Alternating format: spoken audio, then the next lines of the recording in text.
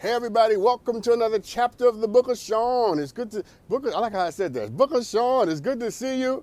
Thank you for being a part of this tonight. We're going to have a great show with a great conversation. My guest is here, Keisha. I'm going to talk to her about, her journey with her family and friends, because you're not going to agree with everybody, right? You're not always going to get on.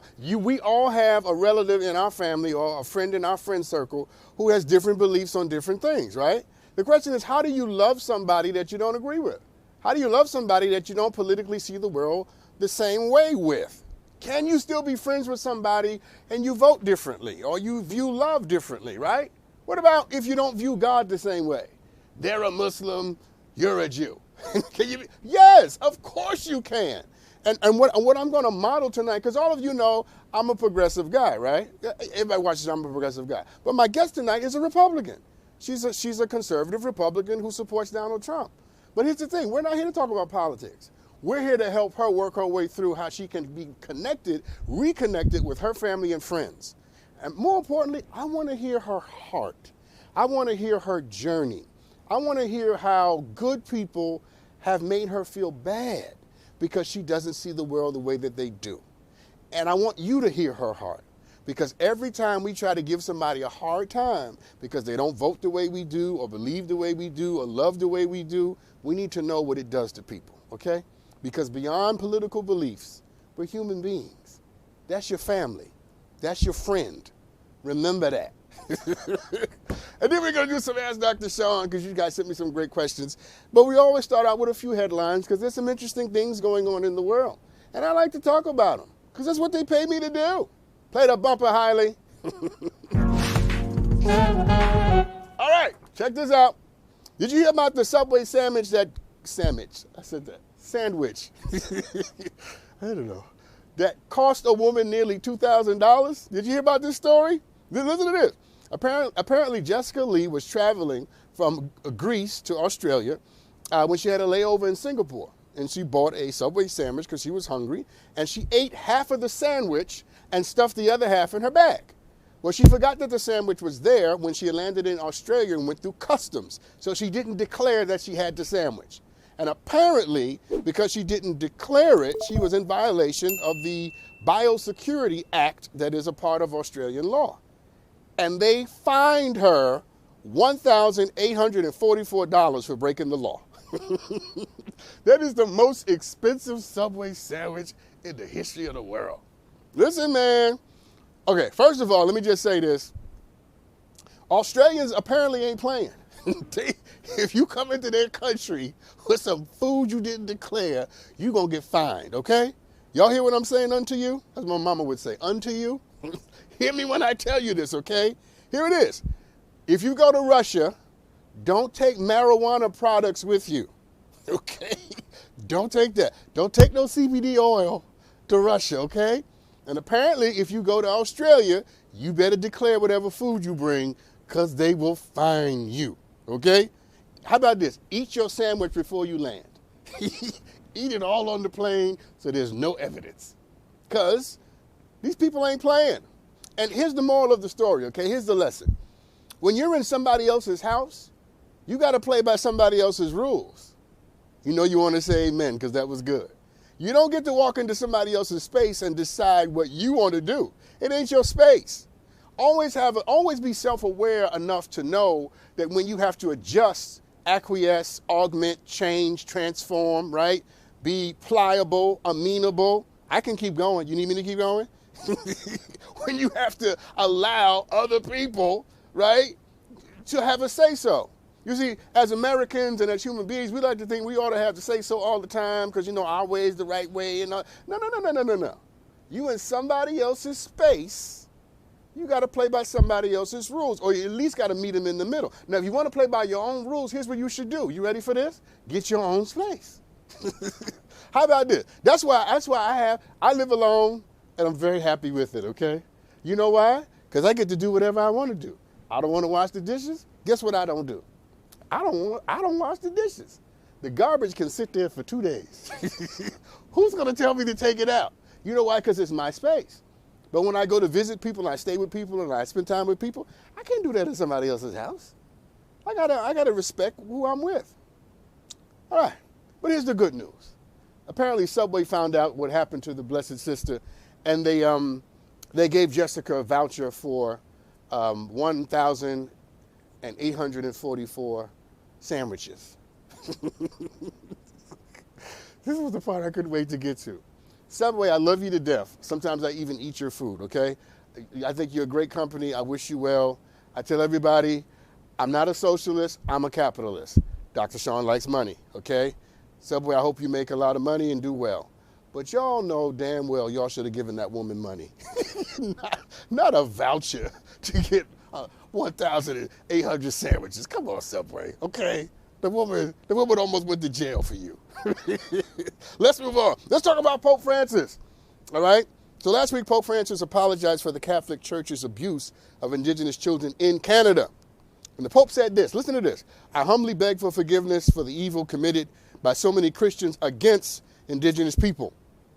Apparently, the Catholic Church, generations ago, established something called residential schools, which forcibly separated indigenous children from their parents and from their families as a part of an effort to convert them to Christianity and to assimilate them to Canadian culture. I have a lot of problems with the Catholic Church, as you guys know, and I'm very vocal about it, but you got to give credit where credit is due. I happen to like Pope Francis more than I've liked a lot of the popes, and I like what he did here. You got to give credit where credit is due. And let me tell you why. You ready for this? Lean in, lean in. How many major institutions are saying sorry for the atrocities they committed? I'm going to wait for you to answer. How many major institutions are out in the world saying sorry for the atrocities that they committed? They're not.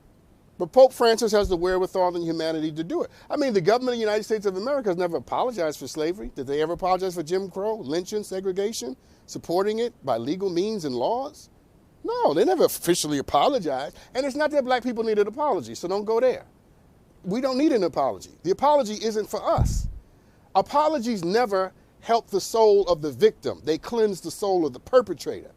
America needs to apologize to cleanse America's soul, not help us. Apologize to help yourself. But listen, most people are not strong enough to apologize. And don't tell me because America came up with the Civil Rights Act and the Voting Rights Act that it doesn't need to apologize. It does, because apologies cleanse the soul. Policies help our relationships as civic beings. Apologies make you a better person in the garden of humanity. See, most of the people that hurt you are not strong enough and don't have integrity to care about the fact that they did it. Let's say it again, because you seem like you missed it. Most of the people that hurt you in your personal life, I ain't talking about America, I ain't talking about black folks, I ain't talking about indigenous people, I'm talking about you and your own unique world. Most of the people that hurt you don't have enough character to care about the fact that they did it. So in most cases, you ain't gonna get no apology. Most of the people don't have the wherewithal to actually say that they're sorry. But here's my advice. The next time you need to say that you're sorry, and that next time, rather, that you need to apologize. Because we all want people to apologize to us. But the truth of the matter is, there's some folks that we need to apologize to. Come on, say amen. Come on, say it. Just say it. Yeah, we've all hurt people, and there's some things that we need to apologize for. And here's my wisdom when it comes to that. The next time that you have to apologize, don't just say, I'm sorry. Do what the Pope did. The Pope asked for forgiveness. Because when you ask people that you've hurt for forgiveness, you give them back the power they deserve to decide how they want to respond to you. Ooh, that's good. I'm not always a big fan of the Catholic Church, but that Pope Francis, when he does it right, he does it right. All right, let's move on to this story. Keisha, I hope this has never happened to you. It has happened to me. I think I may have done it to a few people myself. Y'all pray for me. Let's talk about ghosting. Yes, ghosting. You know what it is, right? We're all familiar with the practice of ghosting, which is when someone calls off communication. And when someone stops talking to you without an explanation or rhyme or reason, they just vanish, right? And you just like, where did this person go? You know, y'all spend every day together, texting 3 times a day for 9 months, and all of a sudden, one day on a Saturday at 2 o'clock in the afternoon, they gone, they done ghosted you. There was a whole show on MTV called Ghosting. I watched every episode. It was riveting. People trying to figure out why other people left them. That kind of stuff. But anyway, apparently the phenomenon that's really big on social media and dating apps. In a recent study, it was found that that phenomenon has a very serious impact negatively on mental health. So people who are ghosted tend to have extreme mental health effects from having people left them because the rejection and the isolation is overwhelming. And I think it also has something to do with the fact that when it comes to these phones right here, see my little phone? When it comes to these phones right here, we're so used to getting a response when we text or getting a notification. We're so used to that dopamine rush, right? And then when we text somebody and we don't get that dopamine rush, we're like, oh my God, oh my God, oh my God. But the truth of the matter is people have been ignoring other people for generations. Ghosting is not a new phenomenon. It just didn't happen in your phone. But what is new about ghosting is that it really is overwhelmingly affecting people in such a way that people's mental health is being augmented and changed for the negative and not for the positive. And here's what I find most interesting about it, is that when it's all said and done, the actual rejection is the thing that sort of breaks people's spirit and wounds people. Because here it is, you've given your attention and your time to someone, and you've poured into someone undivided attention and response, and out of nowhere, they just decide that they don't ever want to talk to you again. But here's what I know for sure. The people who are with you cannot leave you, and the people who are against you cannot stay. And when somebody can just get up and walk away from you and never talk to you again, let them go. Let them go. I just happen to believe that when somebody can just walk out on you without explanation or the decency of closure, that's not rejection. That's protection. Because you were secretly connected to a monster and you didn't even know it. Or at the very least, you were connected to someone who didn't want to be connected to you. And if you don't want to be connected to me, here's where I am in my life. Come on, talk to me if you're with me. If you don't want to be connected to me, it's fine. I'm fine with it. But I don't want to spend another day of my life wasting my time trying to hold on to somebody that's begging me to leave. Been there, done that. Don't act like I'm the only one either. Here's the last thing I'm going to say about this. You know, when somebody doesn't want to be around you, doesn't appreciate you or value you, that ain't your problem. And you got to see it for what it is. Let them go. And how about you move on? Let me do my last one before I talk to Keisha with the incredible smile, by the way. My last you get, look at that. Let's see, look at that smile. How do you not, look at that. All right, let's talk about fast food real quick. Recent studies have found that eating ultra-processed foods or having at least 20% of your caloric intake come from processed foods can set you on a path that leads you to cognitive decline. It's been vastly reported that processed foods like instant noodles that he eats over there, frozen meals, him, hot dogs, definitely him, Steve-O's over there, sugary drinks, yes, see, you ain't going to be able to think in a few years. That all of those foods lead to cognitive decline, all right? And they contribute to the loss of what's called executive function, which is the ability to process information and to make decisions. You see, it's interesting because, you know, the food, okay, let me put it this way. What would you say if I told you that the food you're eating today might make you not know your name tomorrow? What would you do about that food? Now, if you got any sense, you're going to put the hot dog down, right? Because if the food I'm eating today means I'm not going to know who my children are tomorrow, that hamburger, whatever it is, the noodles, it ain't worth it. The soda is not worth it, right? It's not worth it. But the reality is, a lot of us eat a lot of processed foods. And a lot of us fail to realize that we're not 15 anymore. Can we all just say that together? There may be some 15-year-olds watching right now, but we're not 15. And when you were 15, you could eat anything and your body would process it and keep it moving. But when you get to be 30, come on, black folks, white folks, gay folks, straight folks, talk to me. Come on, talk to me. When you get to be 30, yes, it all comes back on you. You can't eat like that anymore. The Honorable Elijah Muhammad said that you should eat to live and not live to eat. And whatever you think about the Honorable Elijah Muhammad, he was right about that. He was definitely right about that. It's become almost abundantly clear that processed foods aren't good for us. But the challenge of the black community and brown communities and poor white communities is that most of the food that we eat is processed. There are very few gardens, right, in urban areas. We've had a lot of movements in the black community particularly. But I don't know if we've had a movement about food, about clean, fresh, natural food. And maybe we need to start one. And I know there are a lot of people who are engaged in this work. So when I say start, I don't mean start. When I say start, I mean embrace. Maybe we need to start fighting for our food and fighting for the fact that, or the truth or the possibility that the food that we eat is real food. Because if it is true that processed food is leading to cognitive decline, we got to fight against this, because if you lose everything that you own and everything that you have, the one thing you better keep is your mind. Because if you lose your car and lose your house and lose your clothes and lose your 401k, if you keep your mind, guess what? You can get it all back. Don't play with me. Don't play with me tonight. Let's take a break. When we come back, I'm going to talk to my sister Keisha, okay? We're going to talk about family. We're going to talk about disagreements. We're going to talk about what it means to be connected with people that you fundamentally disagree with. Yeah, you're going to want to hear this. We'll be right back right after this. Welcome back, everybody. So, you're not always going to agree with the people that you care about, right? And that could be over small things or big things or political things or historical things. Agreement is, if constant agreement is a requirement for a relationship, then you're going to be lonely. We talk about diversity, but we don't always mean it, right?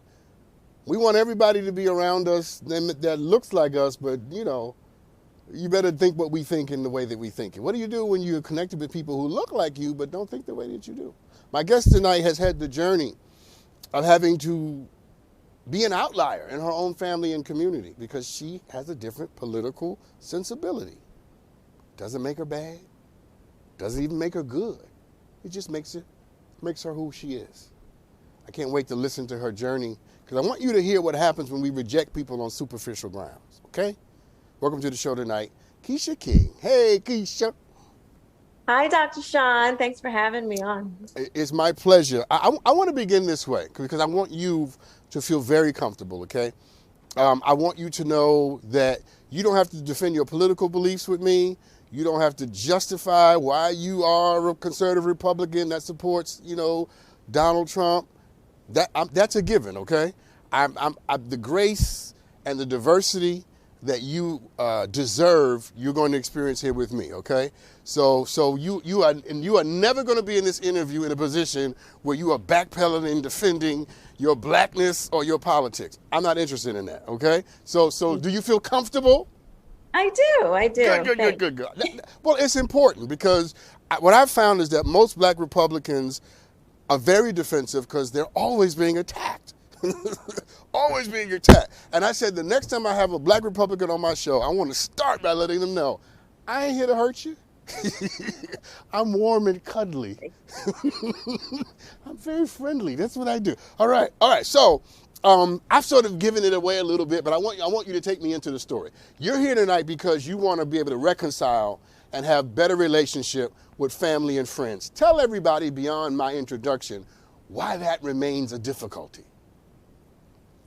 Well, so, once I started researching and I, discovered all these historical facts and things like that, I went to my family and I was like, I don't think we're voting for the right party. And, some people were like, oh my God, she's drunk the Kool-Aid. And it just caused a lot of tension in my family. And at one point it was like, okay, maybe there's a season of time that we just need to kind of separate, and I'm like, no, I'm coming for Christmas. I'm coming to Thanksgiving dinner. Sorry, we don't have to talk about politics, which we don't do anymore.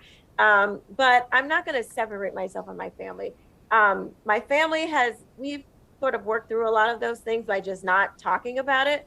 But friends and certainly on social media, it's been a real struggle. And for me, part of that transformation was more than just political. It was a spiritual thing. God spoke to my heart and told me that my skin color had become an idol in my life, and it was more than politics for me. So, trying to explain that and trying to get people to hear my heart, it's just been a struggle. So, Dr. Sean, yeah, I need your help. Yeah, listen. I thank you for walking us through that, right? And even as you said it, I sense on you what some of the separation and the isolation has done. Tell me this: what do your family and friends say? And I'm asking this very particular question for a very particular reason. What do they say to you or about you with respect to your political views? And I'm not asking about your views. What I'm asking is, what do they say to you about your views, about you? Well, I mean, I've gotten the, sell out, I've gotten the coon, I've gotten the just basically kind of thinking that I'm crazy. I mean, honestly, just thinking that I don't care about Black people, or just thinking that, I'm trying to appease white people. Just all kinds of crazy things. Well, to me, it seems crazy because those things are just so far from the truth of what I truly believe. Yeah. So hold on 1 second, Keisha. I'm sorry to cut you off because I want to stay on this track. So tell everybody, because this is why talking to you is so valuable tonight. Tell everybody how that makes you feel for your family and your friends, the people that you love and are closest to you, to treat you and talk of you in this way. What does it do to you? It hurts. It makes me feel very misunderstood because obviously I do care about Black Americans, Black people, my family, my friends. It's so I feel just misunderstood, and that people have it so wrong. That I'm honestly just doing this because this is what I truly believe. There's no agenda behind it. There is no any of that, but people refuse to believe it sometimes. And it's hard to make people understand that I just believe that doing what we've always done in the past, I don't think that that has worked for us. And I just don't think that it has ever been the best way for us to go. But for some reason, it translates that I don't love Black people, or that I'm looking for some acceptance from white people. And I just don't feel that way at all. Listen. I take your word for it, right? If that's what you say, then that's what it is. But again, I want to drill down on this because I need everybody who's watching my show tonight to put themselves either in your shoes or put themselves in the shoes of the people who say these things to you, and to know that beyond the politics, beyond the slogans, we're dealing with real people. So I'm going to ask you this again, and I'm going to track your face a little bit, all right? When your family and friends and your closest people call you a sellout, what does it do to you? It hurts me. It truly, it hurts me. It has made me cry. It has made me really, it has made me turn around to question my own self. And I just, I had to examine my own heart and say, is this true? And then I know that's not true. Have you ever told them how they make you feel?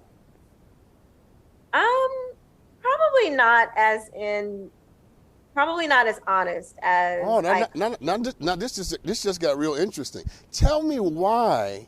I mean, as best as you can claim it and speak it. Tell me why you haven't said it to them.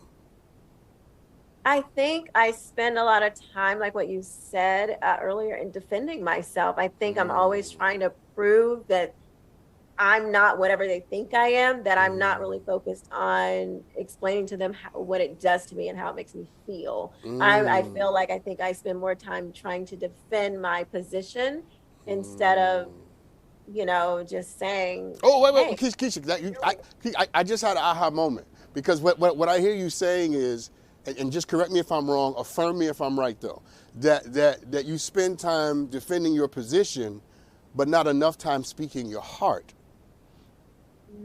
Yeah, I think so. Especially in the past, like when it was first happening. Yeah, absolutely. Yeah. That's right. Yeah. What do you think would happen if you went through the transition of deciding that you don't have to defend your position, that you don't have to explain your beliefs, that you don't have to you don't need anybody's consent, you don't need anybody's approval, you don't need anybody to pat you on the back and tell you you're right. You have your own mind, you have your own perspective, you have your own politics, and that for the rest of this time in this relationship, what you're determined to do is to make sure that people know how they're affecting your heart. What do you think about that? I think that's hard. I think that's hard for a lot of reasons. I think number one, probably because, women, we tend to want to seek approval. So it has definitely been hard to pretend like, and it's my family and things like that, because I have to be honest, I do want their approval.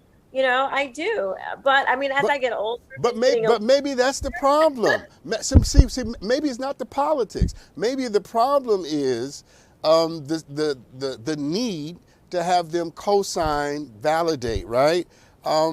Because see, when I thought about you today, and I thought what we have to do in this conversation is we have to separate, right, the fact that you are Keisha, the daughter, the sister, the cousin, the friend, the homegirl, the amazing human being, from Keisha, who is the political agent with a political identity, with a certain conservative sensibility, right? I understand all of that is who you are, but your first relationships were based upon you being you before you even had, right, some sort of political epiphany. So my point is this. What do you think would happen if you stopped needing approval? It would be very freeing. It would be very freeing. I just saw something change in your face. What was that? What was that? Yeah, it would be. And it's only from certain people. That's the thing, Dr. Sean. It's not like from there's some people that disagree. I really don't care. But it's particularly my family, when it's my family, I think I've always been kind of in search of their approval. Not even with just this. I think it kind of stems from other things too. So yeah. I think that's an extension of that. Yeah. You said something at the beginning of this part of the conversation that as a woman, right, that women often are put in the position where validation and acceptance is important. Could you say a little more about that? Yeah, I mean, women that I talk to and just listening to, how women talk and just reading. And I find that men tend to be, just a lot more assertive and, decision, like, okay, this is how I feel. I said what I said. And, women, we tend to, just kind of search for, especially those that are close to us, wanting their approval and their opinion. I think that's why we kind of fashion ourselves around other women. We're kind of more community oriented that way. I don't know if it's like a God-given thing, or we just inherently that way, or if it's a learned behavior. But I don't know. It seems like that I see a lot of women that tend to lean that way in search of that approval. Yeah, it's a pattern that I think you really identified correctly, and it's exactly why I wanted you to speak on it a little more. I have to take this break, but here's what I've gathered just already from talking to you. If you can have the courage to walk in a different political sensibility and to have a very different view of what is good for your community than most of the people in your community have, then I already know you have courage. Then I already know you have strength. Then I already know you are strong in places that would make other people completely terrified. Then the only thing standing between you and the need to no longer need validation is your ability to accept the truth that I just gave you. That's a fact. Let's take a break. We'll be right back. We'll be right back. Welcome back, everybody. I'm talking to my sister Keisha King, and who is a conservative Republican supporter of Donald Trump.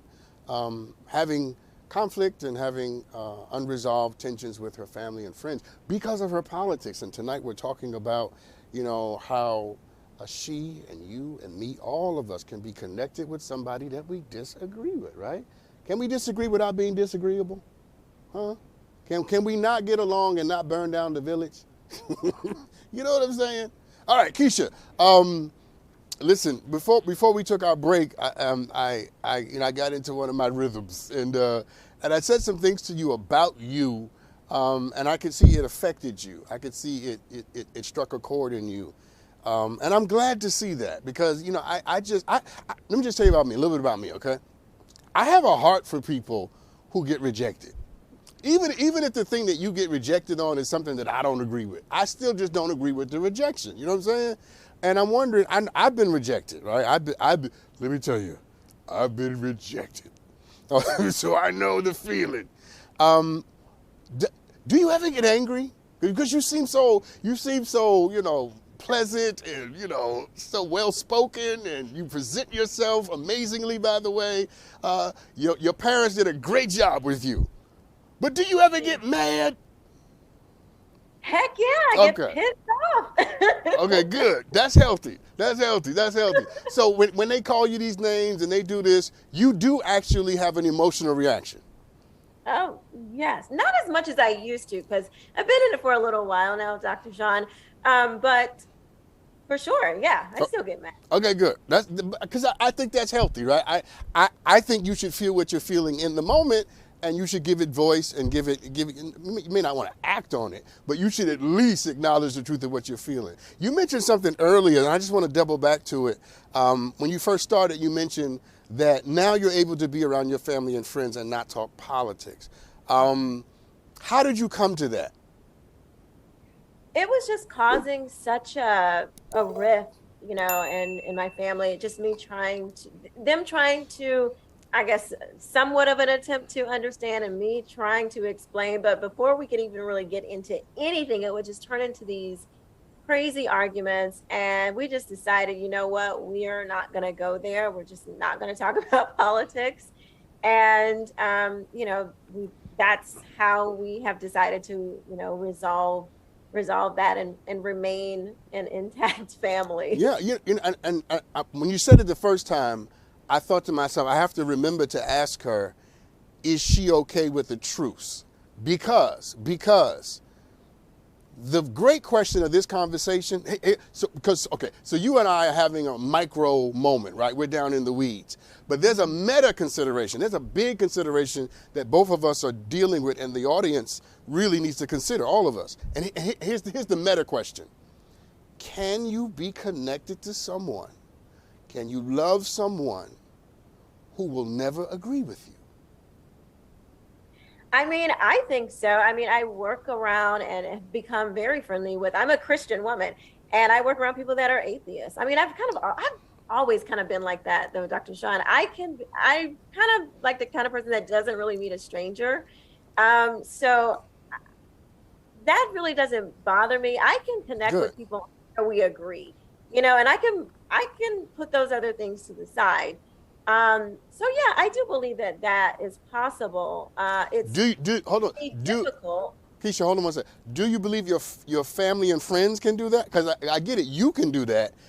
As you assess them, no particular one of them, but just as a group, right? Mm-hmm. Have they presented themselves to be able to be connected with you, even though they will never agree with you and you will never agree with them? Yes and no. I honestly, I have noticed that, we have not been as close as we have been in the past. I think we're trying. We're trying to, and I have to respect that. We don't have the closeness that we used to have before, this, but we're trying. There is a healthy, I think, attempt to remain an intact family where we are not like fighting and just like walk into the room. They're like, oh, I can't stand her or whatever. But Keisha, willingness is the hardest part. That's the hardest part. Willingness is the hardest part. If you have the willingness, you're at least halfway there. So let's do some work tonight, all right? Because you've given me great insight. Let's do, in a few minutes that I have left, let's do some work. Tell me, as if I were a member of your family, what your family and friends mean to you. Oh gosh, Dr. Sean, you're gonna make me cry. My family, my friends. I mean, that's at the end of the day, that's all we have. Don't say we, say Right? I. Come on, I statement. That's at Don't the end of the don't day. push it That's away. Own it. okay. At the end of the day, that's all I have. And I think that's actually why I think their approval means so much to me, is because I know that, I grew up with my family. They were there when I had nothing. They've been there for me. And you know, my children, my family, I mean, they just Okay, mean okay. everything. Keisha, stop. Let's do it this way. Talk to them right now. Tell them what they mean to you right now. Go ahead. Well, you are everything. I love you dearly. I want us to connect. I want us to celebrate together. I want us to enjoy life together. I want us to go through the hard times together and just know that we can lean on one another. And my heart is always open to you. And I would never reject you. I would always try to be there for you whenever you needed me, even if we did disagree. You're gonna make me cry. No, and maybe you should, because maybe they need to see, this part of you. They need to see you emoting and feeling and standing in it. That it isn't just words to you. It isn't politics to you. These are the people that nursed you and nurtured you and protected you and fed you and held you. They pushed back the night so that you could stand in the day and revel in the light. And your tears are what you owe that kind of sacrifice. And they need to see what they're doing to you. They need to see that you're not just a supporter of Donald Trump. You're their daughter. You're their niece. You're their cousin. You're a woman.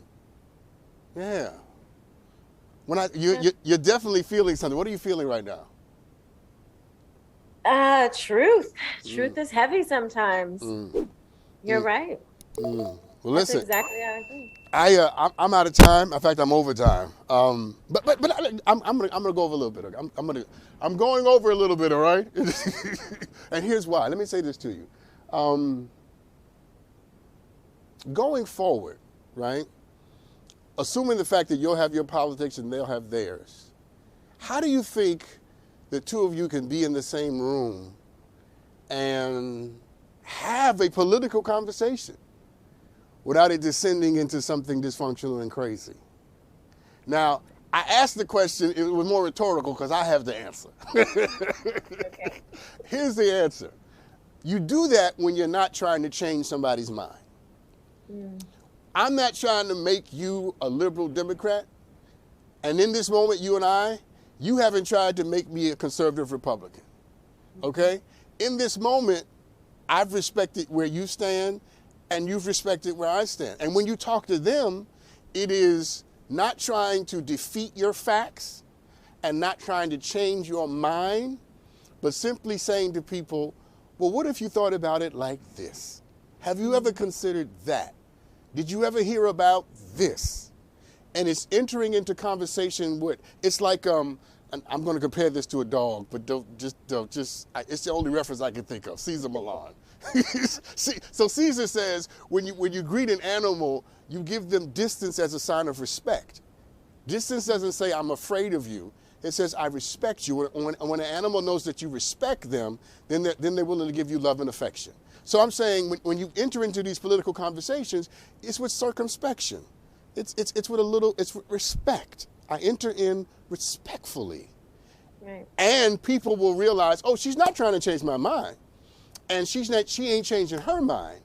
We are having a conversation where we give differences of opinions, and then we go back to eating, potato salad and sweet potato pie. What do you think about that real quick?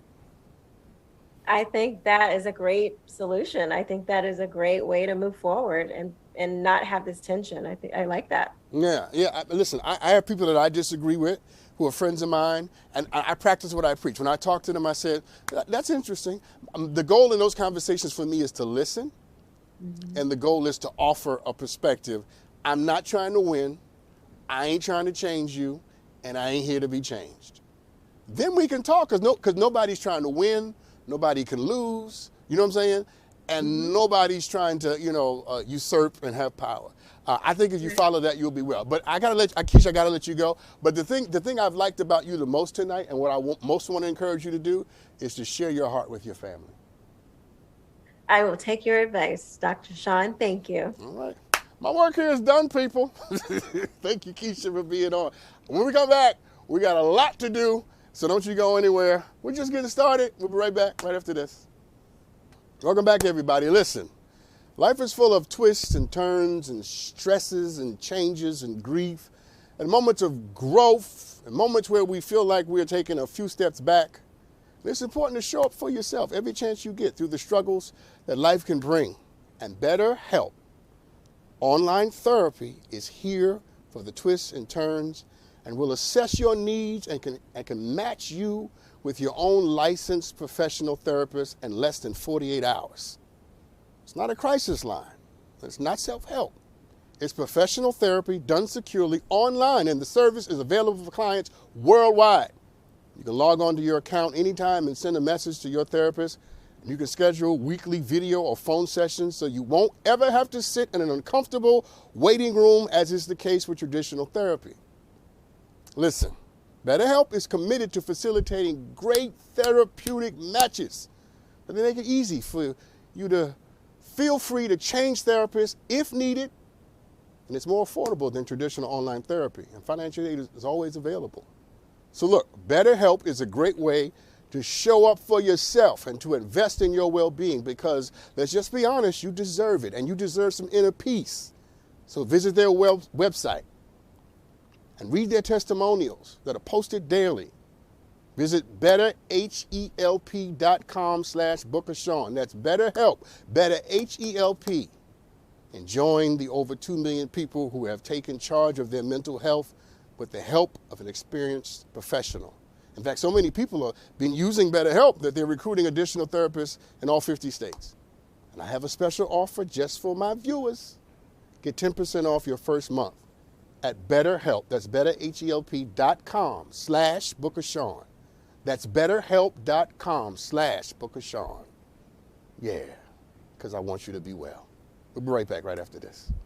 Right. Welcome back, everybody. We're over here talking to Steve-O about one of these questions. All right, so I love Ask Dr. Sean, and I love the questions that you send me. I hope you enjoyed that conversation that I had tonight with Keisha. Great conversation, right? And I intentionally tried to model for her what it means to not talk about politics, not get into disagreements, and to talk about matters of the heart. Sometimes when you give people your heart, they'll line up with your position twice as fast. All right. Let's do some Ask Dr. Sean. Hailey, you know what to do. Let's take a look at this video, and always a great video. Here's another one right here. Hello, Dr. Sean. My name is Rico with the K from Atlanta, Georgia, and I need some advice. Do you consider it a red flag if someone you're dating is flirting, or could that genuinely be a part of their personality? And if so, when does flirting cross the line? Yeah, great question, right? That's a great question, because I do think that there are some people who are intuitively, naturally flirtatious, right? It is their way of being in the world, and it doesn't really mean anything, right? But I also think that there are some people for whom flirting is the prelude. It is the introit, the introduction to a more deviating and devastating activity. The horizontal mamba, the coming of the creature craving deep in the desperate hours of the darkness of the night. Here's what I think you should do, in all seriousness. It's important for you to let the person you're dating and dealing with know what their behavior means and says to you. It doesn't mean that how you're interpreting it is right. It just means that how you're interpreting it is exactly how you're interpreting it. And that person also needs to know your experience with this behavior. That in other cases of the relationships, flirting has led to this. You've seen flirting with your friends lead to that. You've seen your parents flirt and then it went to this. And then you also have to ask yourself, where does the concern come from? Where does it emerge? And own that part of your story and tell that part of the story to the person that you're trying to convince or trying to get them to understand the impact of what they're doing. I think when people understand what what they are doing happens to be doing to you, they're much more likely to have transformation and change and be willing to listen. But to just sort of have a problem with flirting as this sort of abstract behavior or this sort of victimizing situation is going to make people defensive. But when you give people more of your story and what you are concerned about, not because of cheating, but because the relationship means so much to you and you value who and what they are, they might come to the position that though flirting for them is natural, it may also in this case be offensive.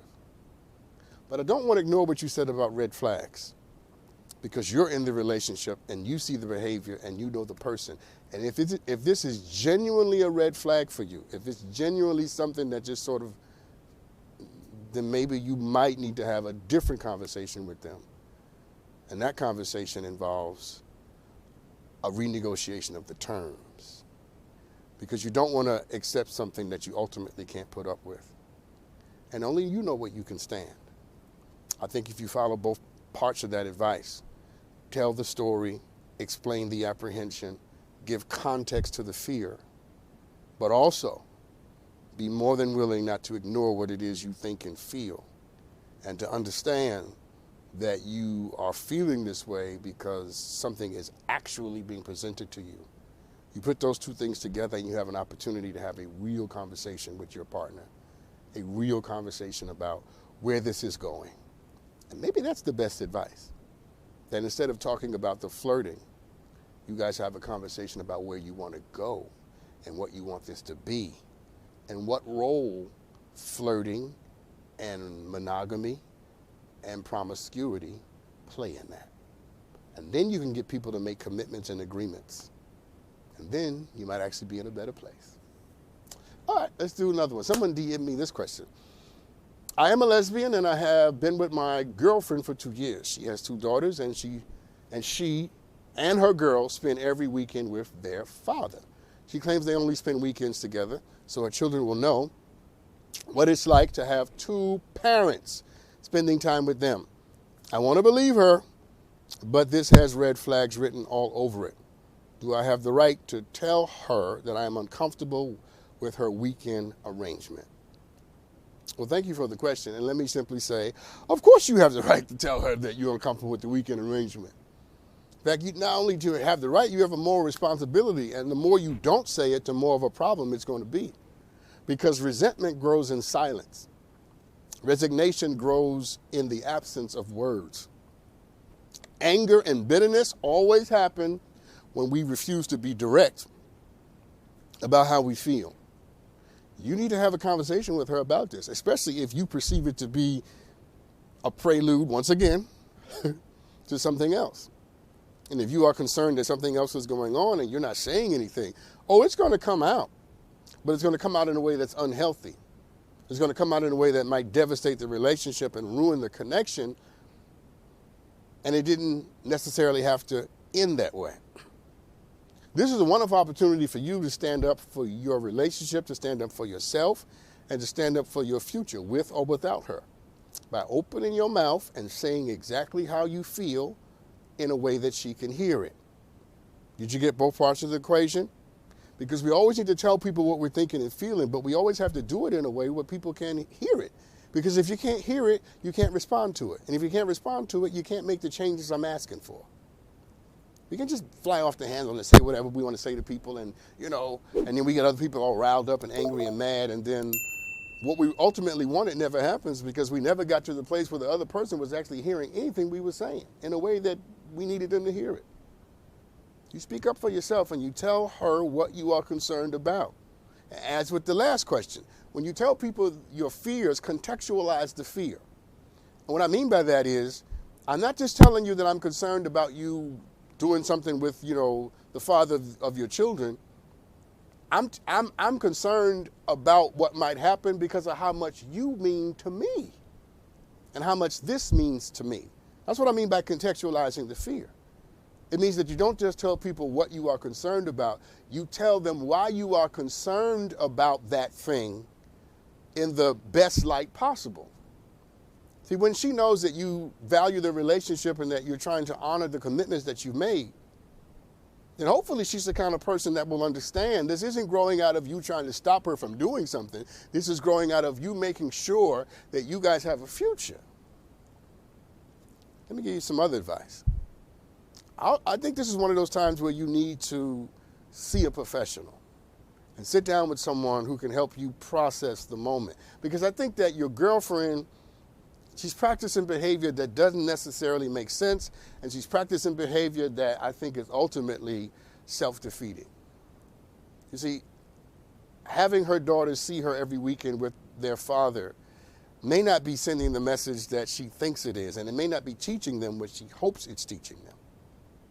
Maybe she needs to hear someone tell her that she can teach her daughters how to be connected to their father and stand on their own 2 feet, how to be strong, how to be relational, how to be themselves. It's complicated, but I know you can work it out. I want to thank all of you for watching. Thank Keisha for being on tonight. I want to thank all of you who are struggling, even though you've been rejected by people who don't understand you. It doesn't matter if they understand. What matters is that you are still here. I want you to know I'm proud of you. In spite of all the doors slammed in your face and all the rejection been extended to you, you keep on going. Y'all be good to each other. Love you.